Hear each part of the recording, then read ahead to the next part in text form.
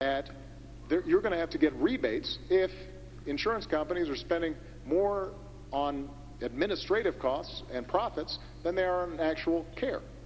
Number two, if you don't have health insurance, we're essentially setting up a group plan that allows you to benefit from group. 5 seconds before you interrupted me was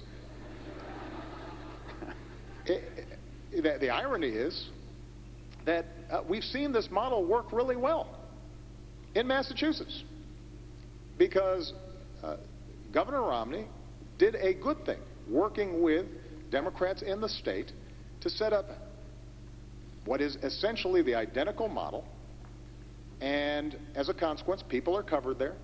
It hasn't destroyed jobs, and as a consequence, we now have a system in which we have the opportunity to start bringing down costs as opposed to just leaving millions of people out in the cold. Your 5 seconds went away a long time ago. All right, Governor, tell the president directly why you think what he just said is wrong about Obama. Well, I did with my first statement, but I'll go on. Please elaborate. I'll elaborate. Exactly right. First of all, I like the way we did it in Massachusetts. I like the fact that in my state we had Republicans and Democrats come together and work together. What you did instead was to push through a plan without a single Republican vote.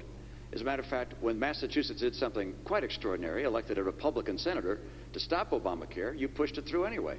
So entirely on a partisan basis, instead of bringing America together and having a discussion on this important topic, you pushed through something that you and Nancy Pelosi and Harry Reid thought was the best answer and drove it through. What we did in a legislature, 87% Democrat, we worked together. 200 legislators in my legislature, only 2 voted against the plan by the time we were finished. What were some differences? We didn't raise taxes. You've raised them by $1 trillion under Obamacare. We didn't cut Medicare. Of course, we don't have Medicare, but we didn't cut Medicare by $716 billion. We didn't put in place a board that can tell people ultimately what treatments they're going to receive.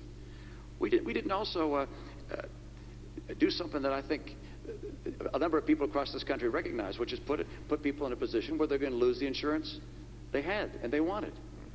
Right now, the CBO says up to 20 million people will lose their insurance as Obamacare goes into effect next year.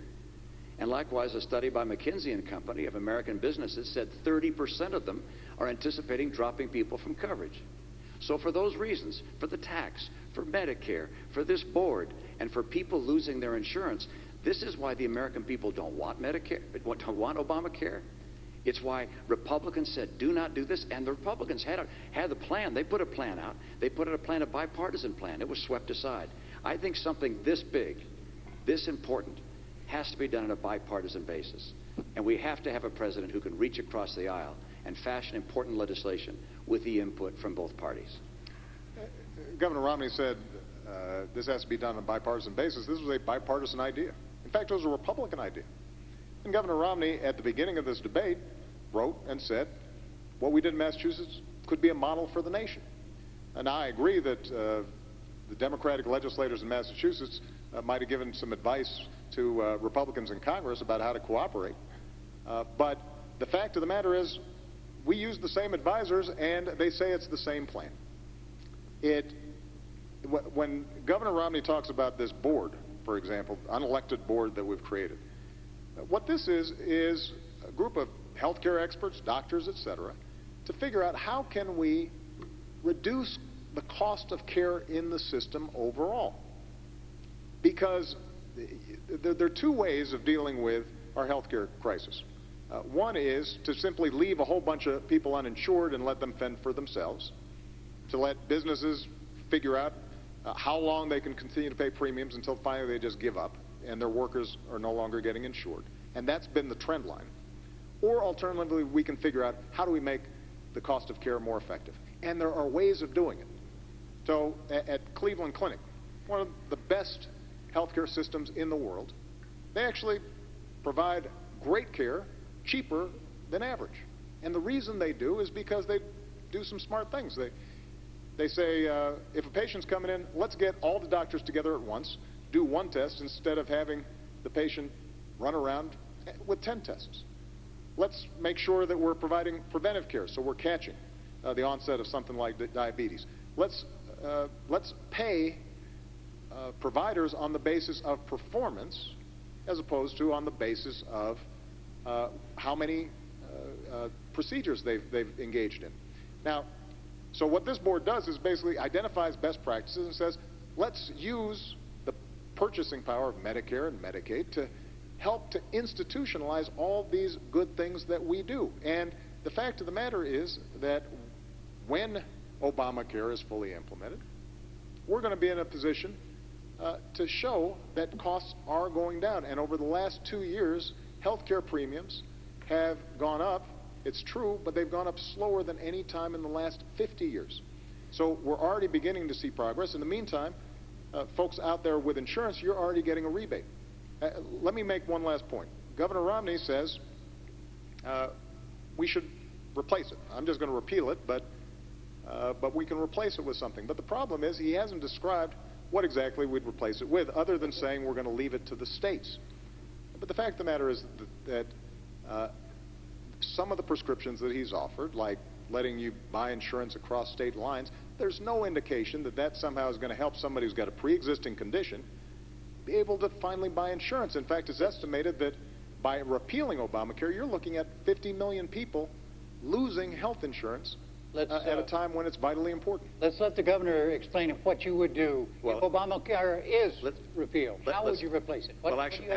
It's a lengthy description, but number one, pre-existing conditions are covered under my plan.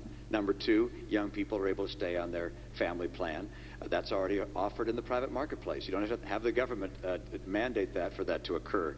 But let's come back to something the President and I agree on, which is the key task we have in healthcare is to get the cost down so it's more affordable for families. And then he has as a model for doing that a board of people at the government, an unelected board, appointed board, who are going to decide what kind of treatment you ought to have. In my opinion, the government is not effective in bringing down the cost of almost anything. As a matter of fact, free people and free enterprises trying to find ways to do things better are able to be more effective in bringing down the cost than the government will ever be. Your example of the Cleveland Clinic is my case in point, along with several others I could describe. This is the private market. These are enterprises competing with each other, learning how to do better and better jobs. I used to consult to hospitals and to healthcare providers. I was astonished at the creativity and innovation that exists in the American people. In order to bring the cost of healthcare down, we don't need to have a board of 15 people telling us what kinds of treatments we should have. We instead need to put insurance plans, providers, hospitals, doctors on target such that they have an incentive, as you say, performance pay for doing an excellent job for keeping costs down, and that's happening. Intermountain Healthcare does it superbly well. Mayo Clinic is doing it superbly well. Cleveland Clinic, others. But the right answer is not to have the federal government take over healthcare and start mandating to the providers across America, telling a patient and a doctor what kind of treatment they can have. That's the wrong way to go. The private market and individual responsibility always work best. Let me just point out, first of all, this board that we're talking about can't make decisions about what treatments are given.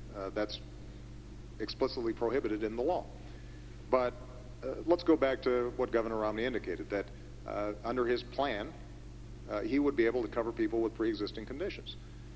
Well, actually, Governor, that isn't what your plan does. What your plan does is to duplicate what's already the law, which says if you are out of health insurance for 3 months, then you can end up getting continuous coverage, and an insurance company can't deny you if it's been under 90 days.